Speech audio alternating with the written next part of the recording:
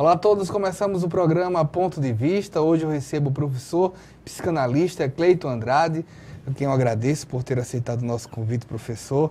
O professor escreveu e lançou, já está na sua segunda edição, o livro Lacan Chinês.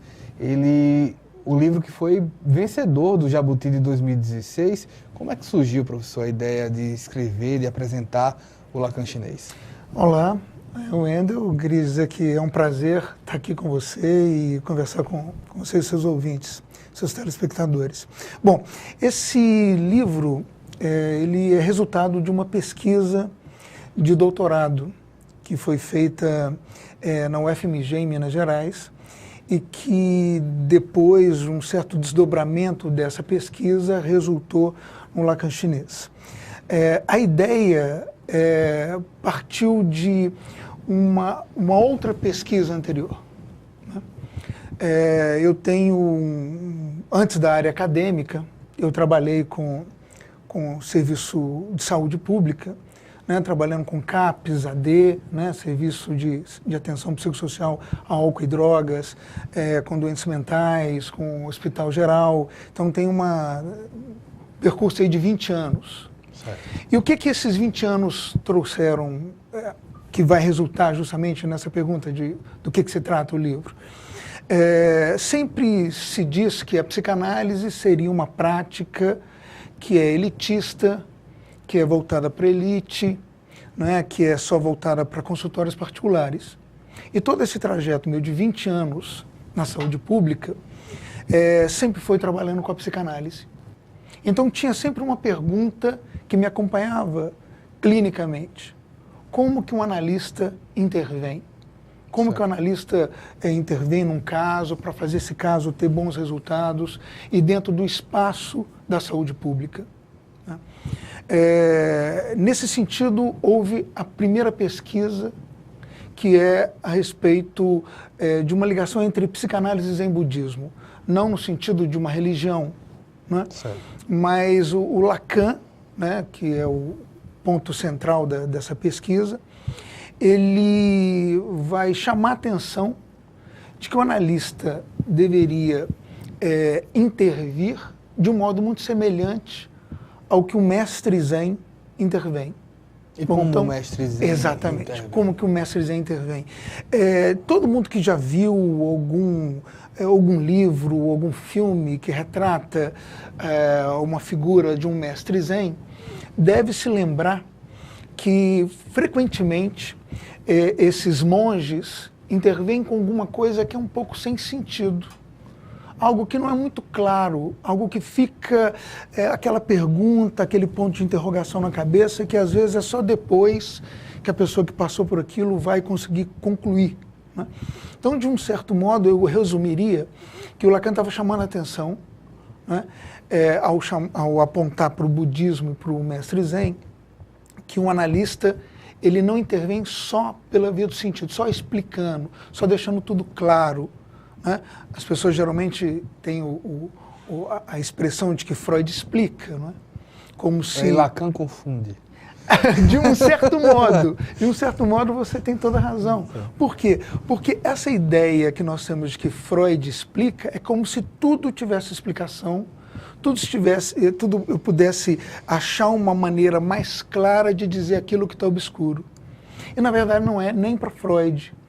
Se o Lacan é obscuro, como você muito bem disse, é porque o Lacan chama atenção para aquilo que não é tão claro no que Freud ensinou. Ou seja, o Lacan chama a atenção de que a psicanálise não se resume a deixar as coisas mais claras, a traduzir por uma maneira mais explícita, não é uma interpretação como alguém vai fazer uma hermenêutica. Google, né? Não é um Google. Exatamente. A psicanálise não é isso. Então ela tem que contar com um tipo de intervenção que produza não só clareza, mas produza uma interrogação. Mas nesse tipo de interrogação, não corre o risco do analista, do psicanalista, criar enigmas? Sim, sim. Corre o risco. É capaz da esfinge devorar nesse caso, não? Exato. Mas é interessante isso que você chama a atenção, porque a esfinge devora quem não consegue achar resposta. Ela não devora todos. E a vida da gente faz isso. A nossa vida faz isso. Né? Os impasses amorosos, os impasses de trabalho, se a gente não consegue encontrar uma resposta à altura para você se haver com uma situação do seu casamento, do seu namoro, do seu estudo, do seu trabalho, seja do que for, essas circunstâncias vão te devorar como uma esfinge.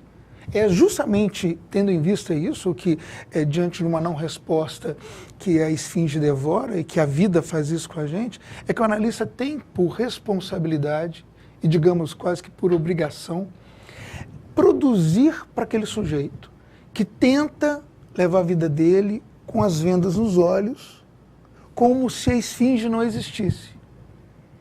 Nesse sentido, fazer um parênteses, por que o Édipo é sempre um mito importante para a psicanálise? Não diz respeito à questão do incesto, não é tanto isso.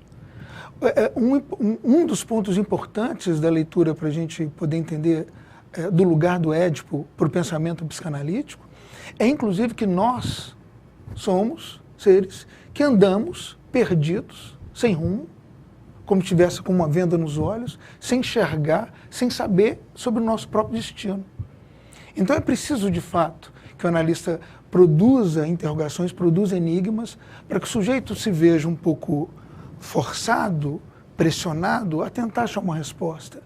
Portanto, com isso eu já estou dizendo que a psicanálise não é uma tentativa de descobrir o que se passa. Não é uma volta ao passado, mas é uma pergunta que diz respeito a um modo de sofrimento que eu trago de muito tempo e que eu vou trazendo na minha vida hoje, mas que eu não vou resolver simplesmente se eu tiver tudo claro. O discurso é uma porta para se discutir isso? O discurso do paciente? Sim, é a única porta. Por que é a única porta? Porque existem outras formas de saber na cultura que têm algo a dizer sobre o sofrimento, tem algo a dizer sobre o paciente, tem algo a dizer sobre as pessoas, sobre sua vida, sobre a sociedade, sem ouvir do outro o que ele tem para dizer.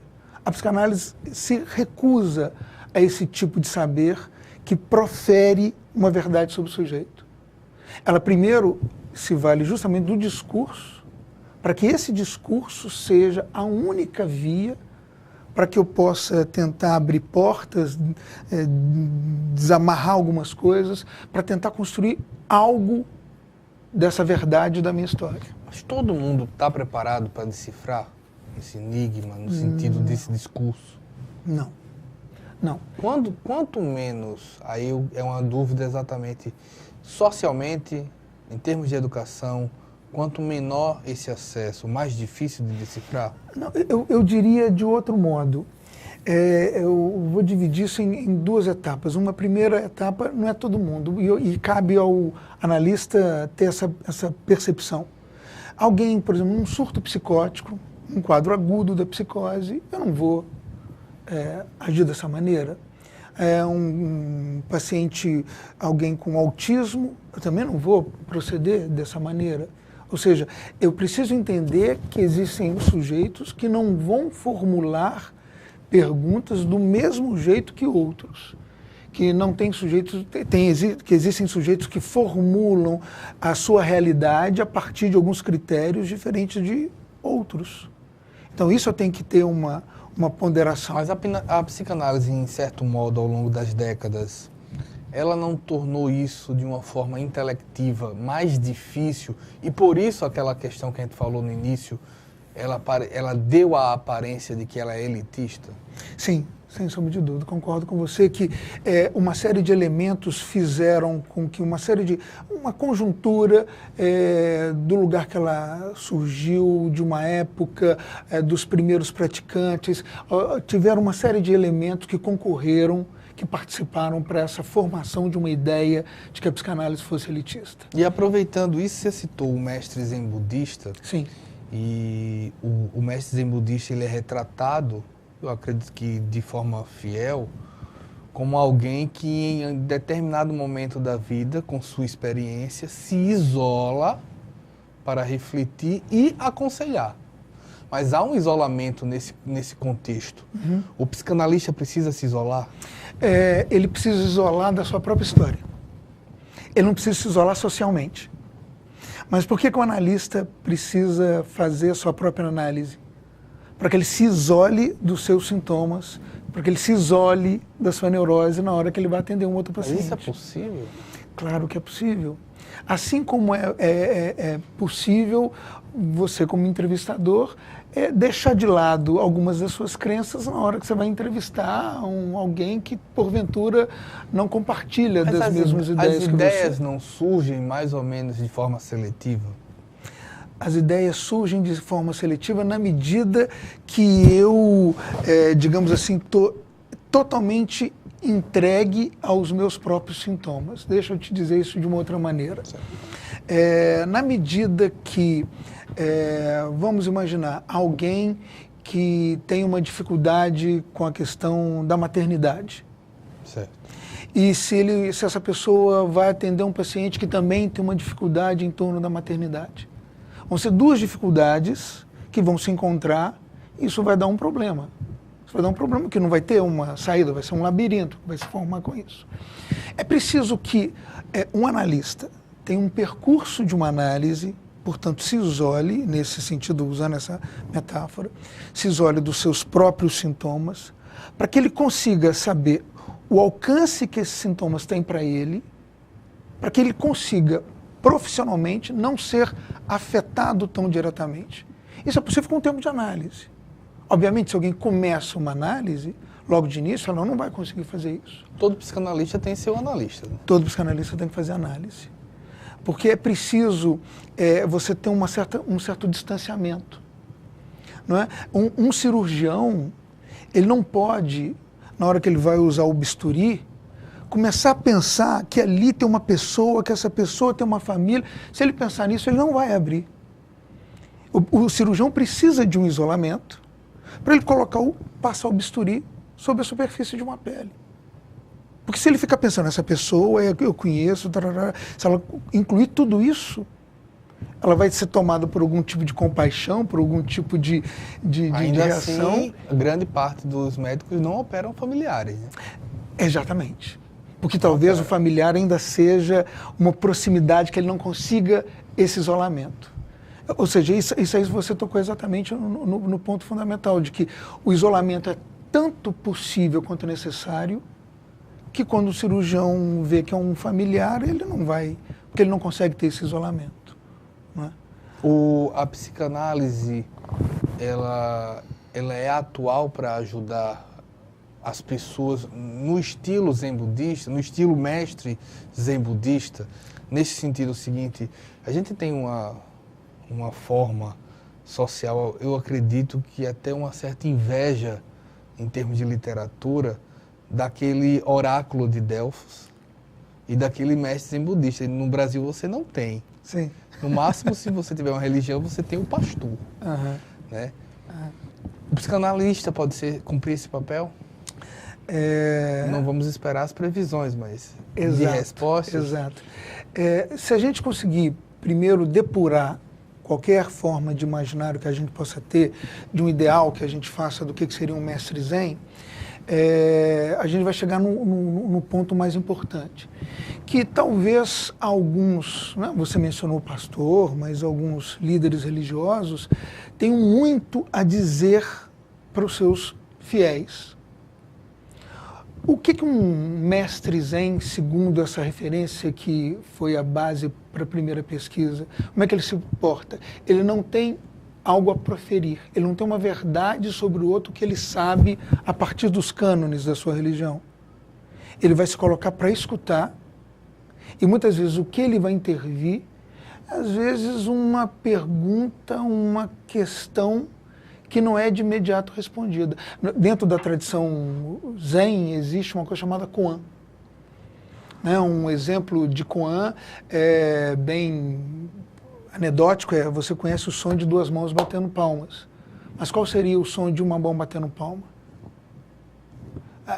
Parece, para o nosso modo de pensar, parece uma coisa meio bizarra. Mas deixa eu traduzir isso de uma outra forma. Um koan, que é uma pergunta que não tem uma resposta racional, não tem uma resposta lógica, tá aí o som, eu posso transportar isso para o nosso cotidiano e dizer que tem situações que a gente passa na vida que não tem explicação. Tem algumas situações que se passam que, pô, mas como que isso aconteceu? Qual saída que eu vou ter? São impasses que eu não consigo. Se eu começar a pensar como que eu vou resolver, eu vou passar dias, meses tentando resolver, racionalmente eu não vou resolver. Isso é um koan. Então, para isso, a resposta que eu preciso ter não é uma resposta inteiramente racional, não é uma resposta inteiramente lógica, mas ainda assim eu tenho que dar uma resposta, porque minha vida não vai parar. É um sentir mais do que pensar. É um decidir mesmo que você tem que pensar depois sobre o que você decidiu. Digamos assim que há situações que é preciso você tomar uma decisão, você tomar uma escolha e depois tentar entender que escolha foi essa que você tomou. Essa é a base da pesquisa que chegou a Lacan chinês, e a gente vai para o intervalo, voltamos no próximo bloco para falar agora mais sobre o livro. A gente volta já.